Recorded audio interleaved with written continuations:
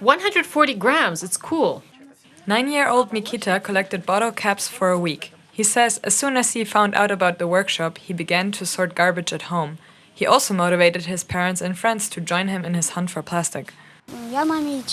I told everyone not to throw away plastic, because I will be bringing it to the workshop. In the workshop, the plastic is sorted by color, crushed and then pressed. Special equipment is used to heat the material. The mess becomes a plasticine consistency. What it will ultimately turn into is up to anyone.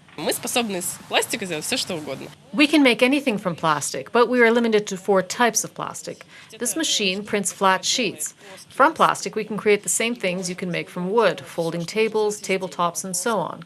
We have an extruder that produces a hot plastic thread.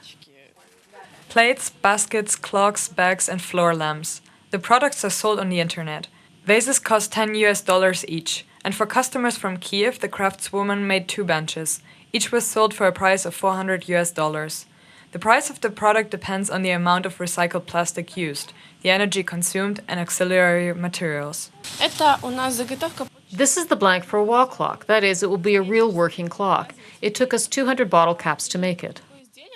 Milk packages, bottles, and household cleaners and bottle caps are most widely recycled. Plastic is brought to the workshop from all over Odesa and even sent by post from other cities. The largest quantity of plastic is provided by enterprises and school children.